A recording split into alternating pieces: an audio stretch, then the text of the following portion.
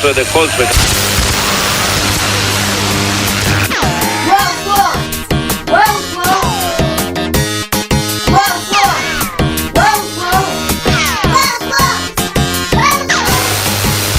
Welcome to Wales World. I'm your host for the next hour or two. My name is Andy Whale, current drummer of Memoriam and Darkened, and of course ex-drummer of thru.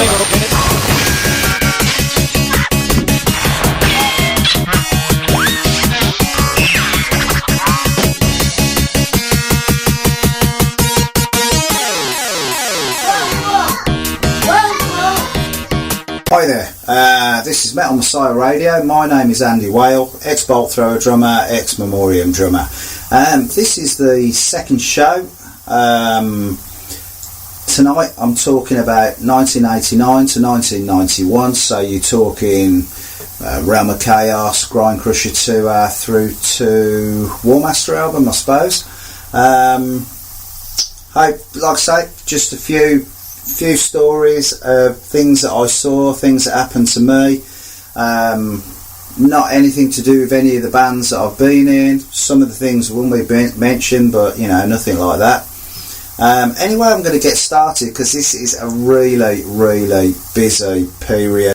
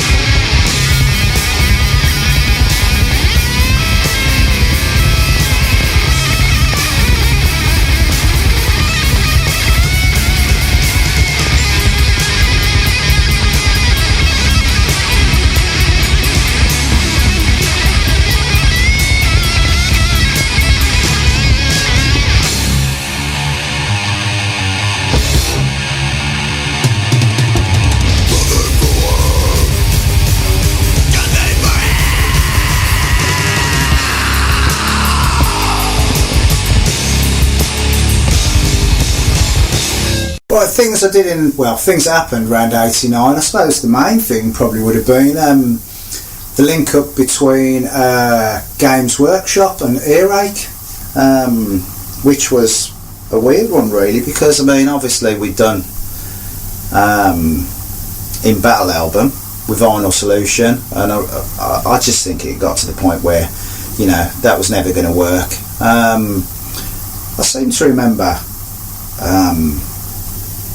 Games Workshop getting in touch with us before Earache, and I think we actually spoke to them about them doing the album, you know, releasing it on their own, through their Games Workshop, you know, Games Workshop shops, because they were a big up and coming company, you know, all that sort of like fantasy gaming was really taking off at the time. So I think we spoke to Earache at the same time, you know. Obviously they wanted us to join them as well, and obviously they wanted us to be part of the Grind Crusher tour, which, you know, that happened late '89, I think November, wasn't it, or something like that. So it was really interesting. I mean, for the time it was really different, and it was really, I remember it being quite a big thing in a way, you know, a games company with all that amazing artwork. You know, I remember going up to the studios and meeting everybody there, you know, and they just had sort of like, I remember going into a room and there was like all these like really amazing young artists just in there, sort of like drawing, sort of like locked away in some, you know, some cubbyhole, I suppose, between like 9 and 5 in the, you know, in the afternoon, and then let free. And it's just amazing, absolutely amazing. And then obviously, you know, to get with Earache was a really up and coming label at the time. So, you know, we had no qualms really about joining them.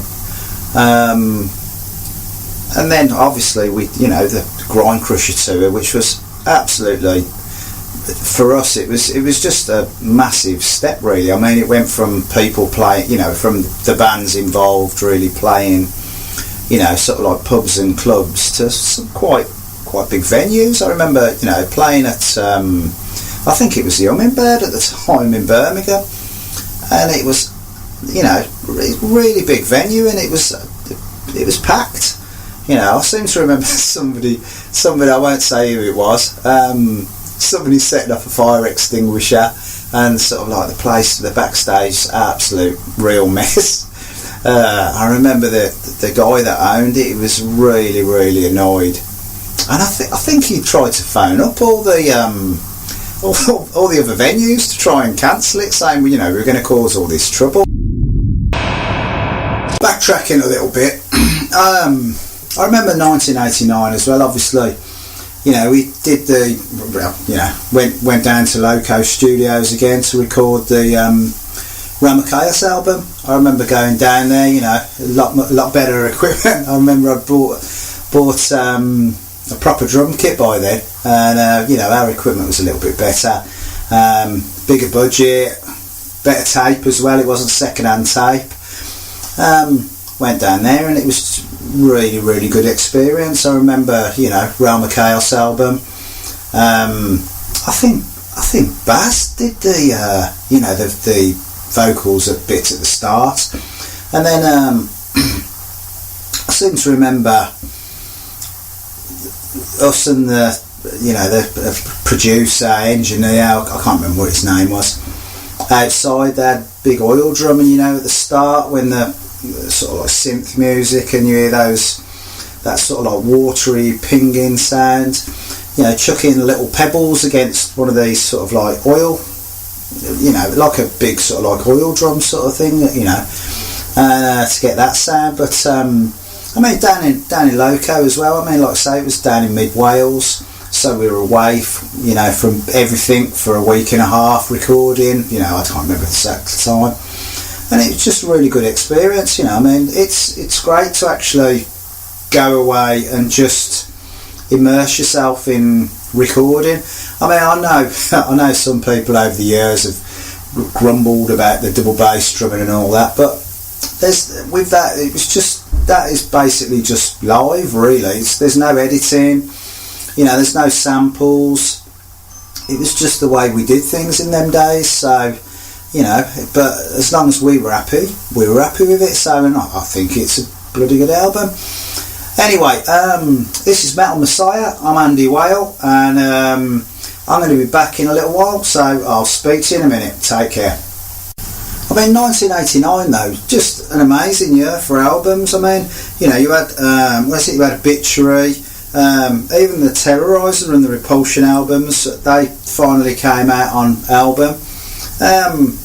You know, Pestilence, Atheist, Morbid Angel, that kind of stuff. It was just absolutely bonkers. It was just an absolute brilliant year for albums, and even going into 1990, 1991, it was still just such a productive time, because, you know, then obviously all the Swedish bands were coming up, like Entombed, all that kind of stuff.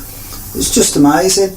But there again, some people were sort of like, at that time I suppose, people like Justin, ex-Napalm guitarist, you know, they're moving away and doing different stuff, but it was still really, really interesting. And I mean, really, I'd like to finish 89, I suppose, by playing a Godflesh track. Really, it's completely different to what I was listening to at the time. Totally heavy, absolutely brilliant. I mean, you know, Street Cleaner album for me was just something completely different. Never really heard anything like that before. So I just want to play one of those tracks to finish off this section, and going to play Like Rats. Speak to you in a bit. Bye bye.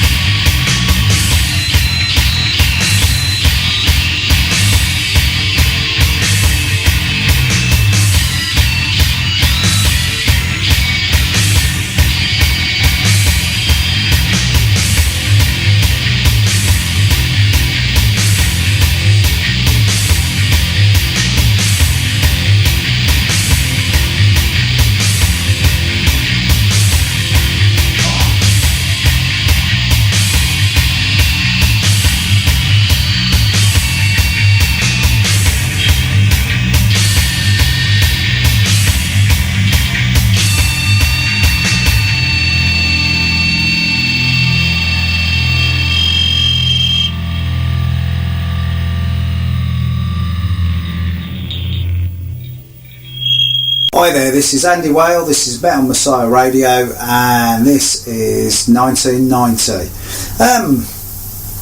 Usual year for me, I suppose. Family stuff, and obviously this is a big year tour-wise. I remember this is the first time I actually got out of Europe, I think. Obviously I'd been to Northern Ireland back in 88, 89, but getting offered the Blood Blubber tour, Autopsy, Pestilence. I think it was about a week or something like that, wasn't it? And for me, working class lad from Birmingham, never been out the country before. Working class parents, both working. Used to get 2 weeks Butlins, if anybody knows what that is.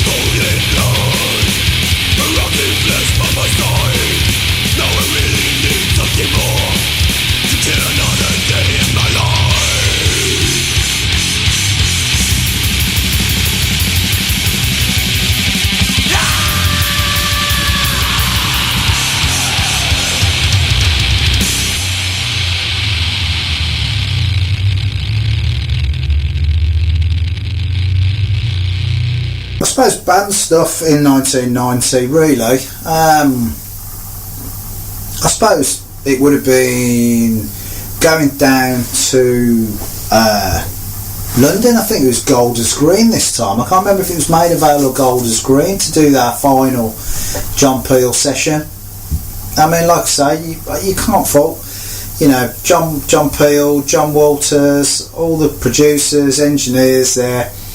They stuck with the band 3 years, 3 peel sessions, and you know, we got down there and we just played what we played. They never sort of like, you know, they were always really positive, really helpful to the band, you know, and it helped us over the 3 years as well. I mean, you know, it gave us a step up, gave us a chance of getting on national radio. Like I've said before, bands, you know, you had NME, you had that sort of time, you had Kerrang, Sounds, you know, that were picking up on the bands. But, you know, to get that sort of like national boost of people listening, I mean, I know it was at 10 o'clock at night or whatever, but, you know, still a lot of people listen to it.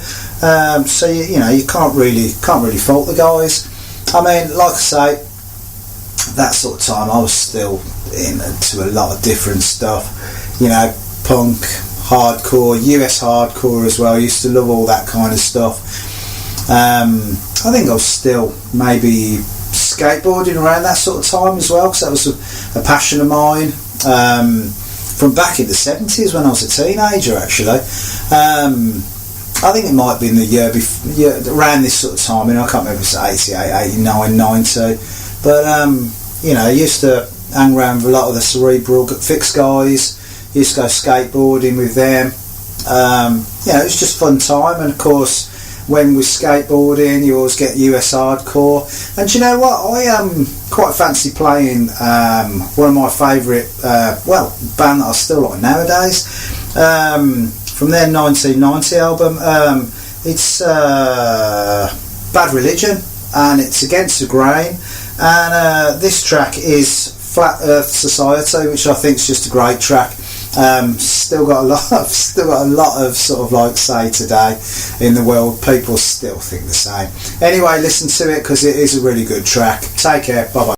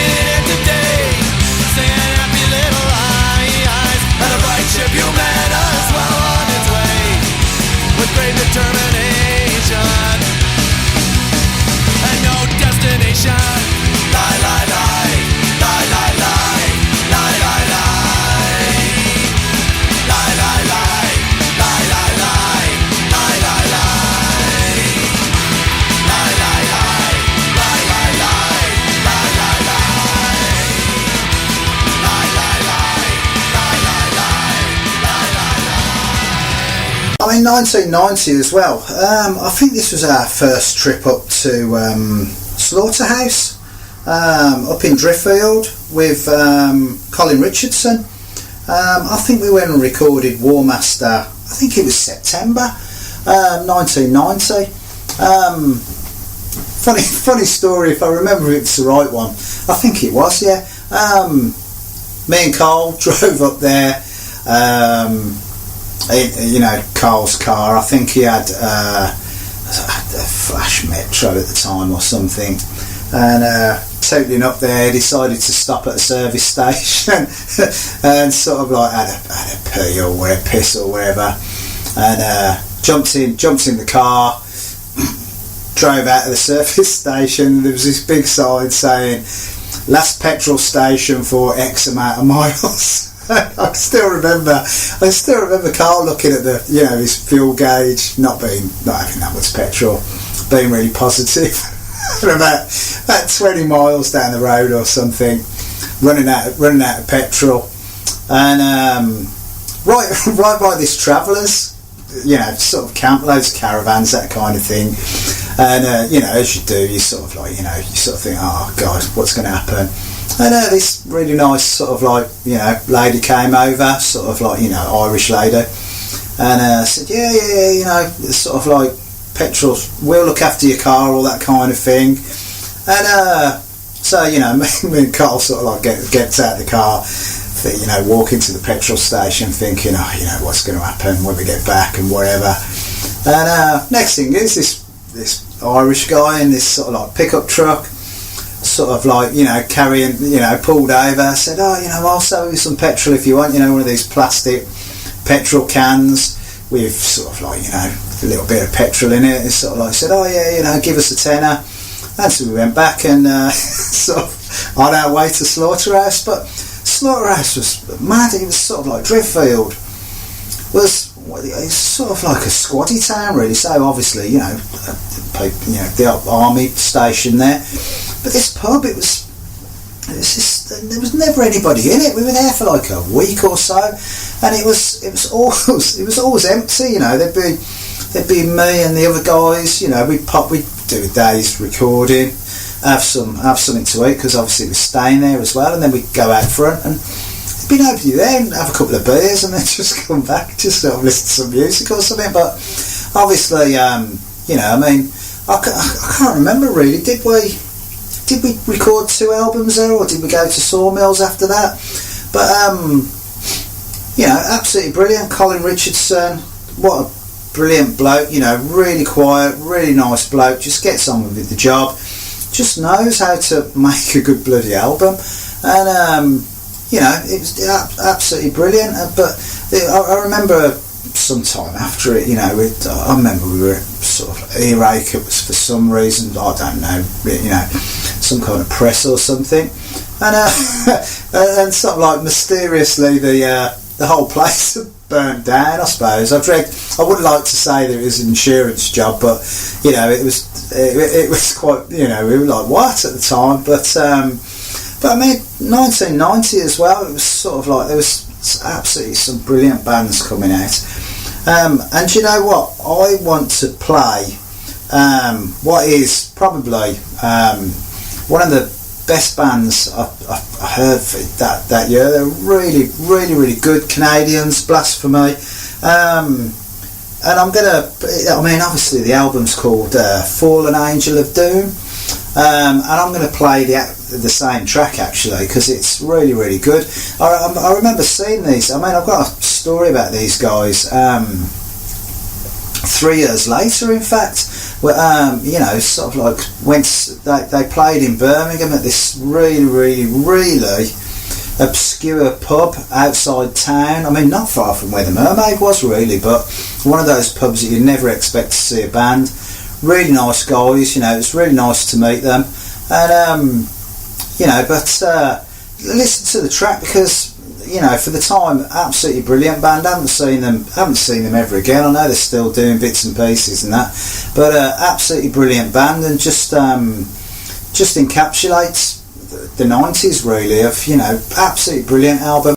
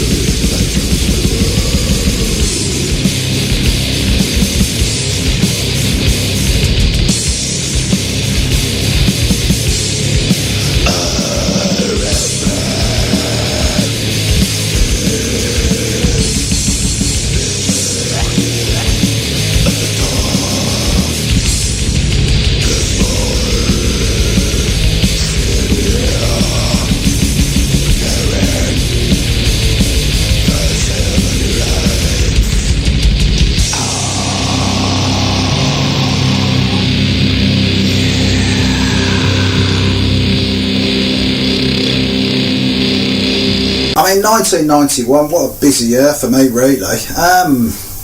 I remember, obviously, War Master came out.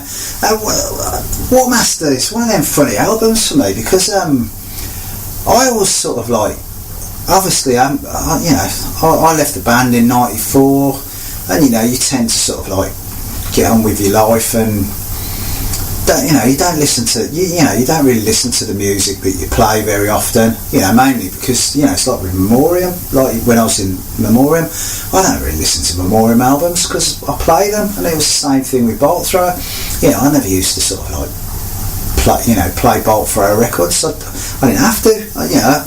Play them 20, 30 times 20, 30, 40 times a year, whatever, when we were touring. But so I sort of like forgot about War Master, really, and I always sort of like thought it was one of these sort of, for me, an album that sort of like bridged the band between when we were playing grindcore and when we were finding our way, like to what I would say was the Bolt Thrower that everybody loves nowadays. But I actually listened to the album. I always classed it as maybe a bit of a filler album, really. I don't know, but I actually listened to it not long ago, and I've listened to it quite a few times, and it's a bloody good album. I didn't realise how good it was, really. But I suppose it's just a case of you just forget about things over time, don't you? I mean, it's like this, rambling on, and I'm probably just touching the surface, really. Obviously just things that come to mind, really. But I mean, like I say, 1991, absolutely really amazing year for me. I mean, obviously the album came out, and then we did the War Master tour. Like sort of us, Nocturnus, and Unleashed. I mean, God blimey, what an amazing lineup that was. I mean, the Unleashed guys. I mean, I still keep in touch with Anders now. He's a great bloke. All of them are absolutely brilliant. They're a great band. Nocturnus as well, absolutely brilliant. Really easy guys to get on with. No attitude at all. They were just in it for the music, same as the Unleashed guys. They just wanted to get out there and have a bit of fun, and to be honest, we did. I mean, I remember quite a funny story, actually. That first day of the tour, obviously that was Birmingham Edwards, I think, and there's a guy from the Midlands. He does radio, he does TV. James Whale, no family, no family link at all.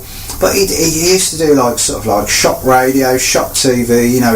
He'd come on with sort of like, really different sort of like, late night TV with late night sort of like discussion, and they turned up to the show, obviously organised through Earache, but they just took over the backstage. They just wanted to speak to Nocturnus, and about Satanism. That was the show that they were doing, Satanism, and so they wanted to talk to, but like Nocturnus guys about being Satanists. And this was really funny, but nobody else. They didn't want to let anybody in the backstage, so it was really, really annoying. But after that, obviously, we sort of like got on our way, and absolutely brilliant tour. I mean, it was brilliant. But do you know what? I'm going to stop waffling on now anyway, and play a song. And one of the albums that I've always liked from this, from '91 anyway, is Suffocation, and it's Effigy of the Forgotten. And this track I'm going to play is Seeds of the Suffering. It's really good. I mean, it's a really good album for its time. I mean, absolute classic. Anyway, listen to it, and I'll speak to you in a bit. Take care.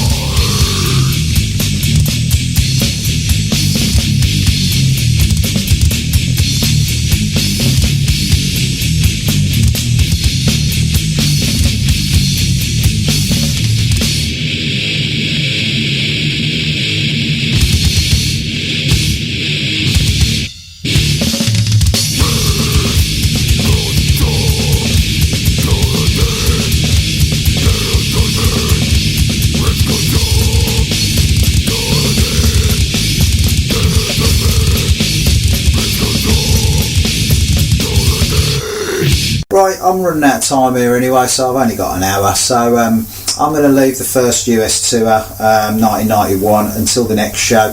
I've got a few funny stories anyway, so I don't really want to just miss it out. Next show is going to incorporate 92 through to 94, so Fourth Crusade for Victory, Second American tour, and there's a couple of European tours and Australian tour as well, which was bloody ace. Like I said, all the way through these shows anyway, these are just my memories, what I can remember. I mean, although I'm mentioning stuff that the band did, it's just from my point of view really. The main reason for this show is for me to just get to play some bloody good records, so that's what I'm going to do. Take it. Track I want to play is Malevolent Creation, album's 10 Commandments, and this track's called Impaled Existence. You're listening to Metal Messiah Radio. I'm Andy Whale. Thanks for listening, and I'll speak to you next time. Take care. Bye bye.